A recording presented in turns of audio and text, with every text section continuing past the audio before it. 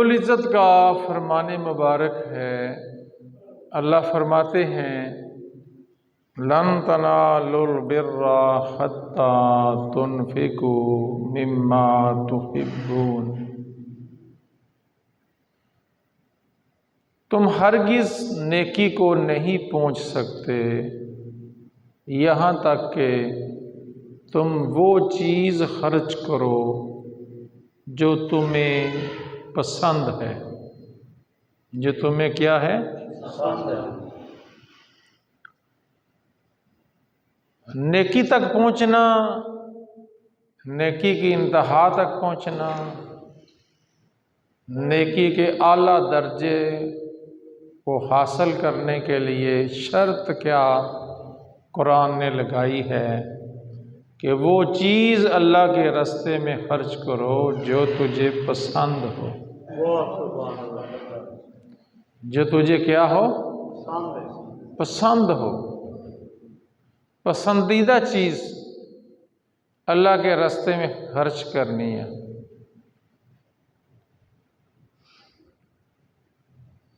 جب آدمی خرچ کرتا ہے، جب آدمی خیرات کرتا ہے تو وہ اس بندے کی طرف سے صدقہ ہوتا ہے۔ آج ہم نے صرف یہ بات سمجھنا ہے کہ صدقہ کی فضیلت کیا ہے، کیوں بار بار حکم ہوا ہے صدقہ کرو۔ آئیں احادیث مبارکہ کی روشنی میں پہلا فرمان مبارک میں بیان کرنے لگا ہوں۔ حضور کے صحابی حضرت ابو ذر غفاری رضی اللہ تعالی عنہ بیان کرتے ہیں، وہ آگے رسول اللہ صلی اللہ علیہ وسلم سے بات بیان کرتے ہیں کہ اللہ کے رسول نے فرمایا نماز دین کا ستون ہے۔ سبحان اللہ۔ اگر آپ کو سمجھ آئے نا تو سبحان اللہ کہہ لیا کریں۔ تو حضور نے فرمایا نماز دین کا کیا ہے؟ ستون ہے۔ جہاد عمل کی کوہان ہے۔ سبحان اللہ۔ پھر فرمایا صدقہ تو عجیب شے ہے، صدقہ تو حیران کرنے والی بات ہے۔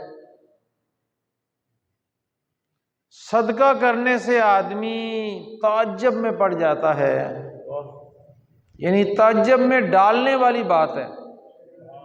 صدقہ کیا، حیران کن نتائج ملے جو سمجھ سے بالا تار ہیں۔ تعجب سے مراد یہ ہے جو ہی صدقہ کیا حالات بدل گئے، صدقہ کیا صحت مل گئی، صدقہ کیا مصیبت ٹل گئی۔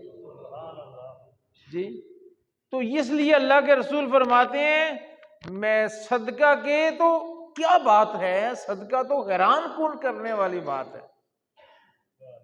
یعنی یہ ایسا کام ہے جس سے آدمی حیران ہو جاتا ہے۔ اور پھر روزے کے بارے میں پوچھا گیا، یا رسول اللہ صلی اللہ علیہ وسلم روزے کے بارے میں کیا ہے؟ اللہ کے رسول نے فرمایا یہ اللہ کی قربت کا ذریعہ ہے۔ روزہ رکھنے سے آدمی اللہ کے قریب ہو جاتا ہے۔ اگر آپ کو بات سمجھ آئے اس حدیث کی تو جتنے بھی صوفیاء ہیں یہ لگاتار روزے رکھتے ہیں۔ وجہ کیا ہے کہ یہ اللہ کا قرب چاہتے ہیں۔ یہ اللہ کا کیا چاہتے ہیں؟ اور قرب کس سے ملتا ہے؟ روزے سے۔ اور روزے میں کیا چیز ہوتی ہے؟ بھوک۔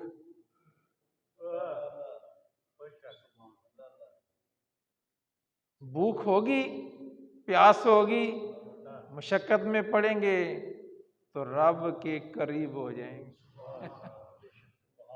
اس لیے جب رمضان کے روزوں کی فضیلت کا موقع آیا تو اللہ تعالیٰ کے حبیب فرماتے ہیں، اللہ فرماتے ہیں الصوم لی وانا اجزی بہ۔ ہر چیز کا اللہ نے اجر بیان کر دیا، ہر چیز کا اجر۔ جی ہر چیز کا اجر فرمایا نہیں، روزے کا اجر یہ میں ہی دوں گا۔ تو اس حدیث مبارکہ میں اللہ کے رسول فرماتے ہیں کہ جو روزہ ہے یہ اللہ کے قریب ہونے کا ذریعہ ہے۔ دیکھو نا، آدمی نے روزہ رکھا ہے، بھوک بھی لگی ہے، پیاس بھی لگی ہے، گھر میں فریج میں ٹھنڈی اور میٹھی چیزیں بھی موجود ہیں، لیکن ہاتھ نہیں بڑھتا، تو مالک کے ذہن میں آتا ہے نا، یہ تو میری رضا کے لیے کر رہا ہے، اب اس کا اجر میں ہی دوں گا۔ اور اس حدیث میں کیا ہے؟ روزے کا اجر قربت کا ذریعہ ہے، آدمی اللہ کے قریب ہو جاتا ہے۔ دیکھو نا، آج کل ہر آدمی نہیں چاہتا میں ایم این اے کے قریب ہو جاؤں، میں کسی ایم پی اے کے قریب ہو جاؤں، میرا یارانہ وزیر اعظم سے ہو جائے، پتہ چلے یہ اس کا بڑا قریبی ساتھی ہے۔ لوگ تصویریں بنواتے ہیں، ساتھ سیلفیاں بنواتے ہیں۔ او بھائی، اس کے قریب ہو نا جو سب کا مالک ہے، جو شہنشاہوں کا شہنشاہ ہے، اس کے قریب ہو جاؤ۔ اور جب اس کے قریب ہوگے تو تمہیں کوئی تکلیف پہنچے گی، کوئی دکھ آئے گا، کوئی مصیبت آئے گی؟ نہیں آئے گی۔ اس لیے اللہ کے رسول نے فرمایا ہے کہ اپنی مصیبتیں صدقہ سے ٹالو۔ اور ایک حدیث میں ہم پڑھیں گے آگے، اللہ کے رسول فرماتے ہیں کہ بیماریوں کا علاج صدقہ سے کرو۔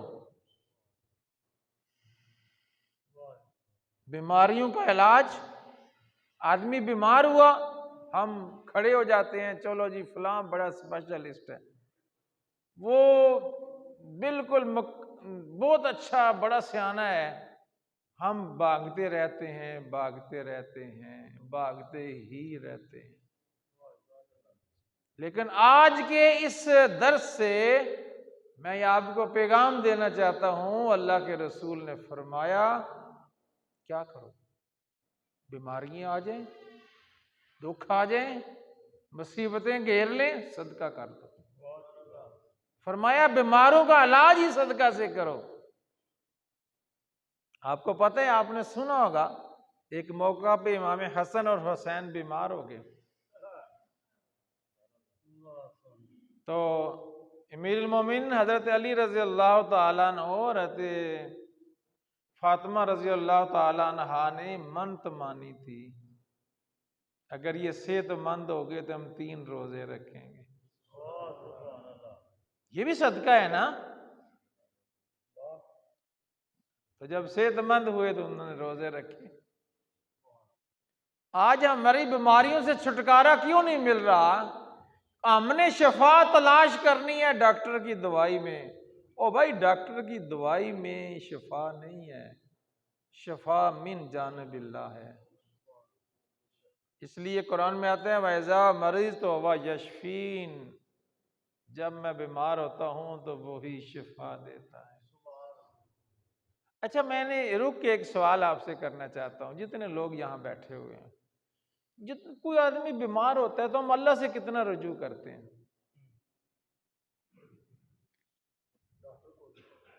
اللہ سے کوئی رجوع کرتے ہیں؟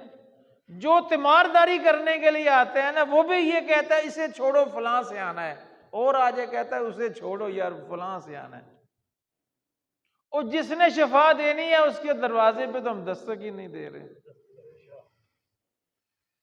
اور جس نے ہمارے مریضوں کو شفا دینی ہے، جس کا اعلان ہے کہ میں شفا دیتا ہوں، شافی تو میں ہوں نا، ہے؟ اس لیے اس کے ناموں میں نام آتا ہے، شافی بھی آتا ہے اور کافی بھی آتا ہے۔ شافی کا معنی ہوتا ہے شفا دینے والا، اور کافی کا معنی ہوتا ہے کفایت کرنے والا۔ جی، تو میں آپ کو بات سنا رہا تھا، وہ یہ تھی کہ اللہ کے رسول صلی اللہ علیہ وسلم سے پوچھا گیا کہ سب سے بہترین صدقہ کون سا ہے؟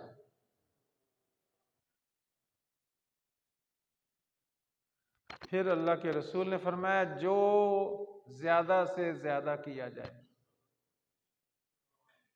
پھر اللہ کے رسول نے یہ آیت پڑھی لن تنالوا البر حتی تنفقوا مما تحبون، کہ تم ہرگز نیکی کو نہیں پہنچ سکتے یہاں تک کہ تم وہ چیز خرچ کرو جو تجھے سب سے زیادہ پسند ہے۔ اگر میں رک کے اپنی اور ہم سب کی حالت بیان کروں تو یہی ہوتا ہے، جو کپڑے ہم پہننا پسند نہیں کرتے وہ کہتے ہیں اس کسی غریب کو دے، یہ ہماری پسندیدہ چیز ہے۔ کسی کو کپڑے دینا بھی تو صدقہ ہے نا، ہے صدقہ یا نہیں ہے؟ تو جو آپ کے قابل استعمال نہیں وہ کہتے ہیں کسی اور کو دے دو، یہ صدقے کا اعلیٰ درجہ نہیں ہے۔ صدقہ تو ہو سکتا ہے لیکن یہاں جو بات ہم کر رہے ہیں وہ اعلیٰ درجے کی کر رہے ہیں کہ اعلیٰ درجہ کون سا ہے صدقہ کرنے کا۔ اعلیٰ درجہ یہ ہے، قرآن کہتا ہے جو تجھے پسند ہو وہ خط۔ جب یہ آیت مقدسہ نازل ہوئی نا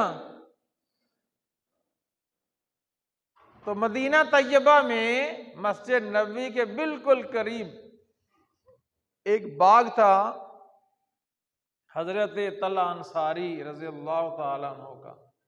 ان کے کئی باغ تھے لیکن یہ باغ انہیں زیادہ پسند تھا، کیونکہ اس باغ میں کنواں تھا اور اس کنویں میں میرے اور آپ کے نبی صلی اللہ علیہ وسلم کبھی کبھی تشریف لے جاتے اور اس کنویں کے اوپر بیٹھتے تو اپنے پاؤں مبارک اس کے اندر رکھتے، تو یہ آپ کو وہ پسند تھا وہ باغ، اور یہ ابو انصاری کو بھی پسند تھا، اسی کے اندر ان کا مکان بھی تھا۔ اور جب یہ آیت مقدسہ نازل ہوئی اور حضور کے اس صحابی نے حضور کی زبان اقدس سے یہ آیت مبارکہ سنی تو آپ نے دوڑ لگا دی اور باغ کے باہر جا کے باہر سے آواز دی اپنے اہل خانہ کو، باہر آ جاؤ۔ کیا ہوا ہے؟ کہ یہ باغ میں نے اللہ کے نام پہ صدقہ کر دیا۔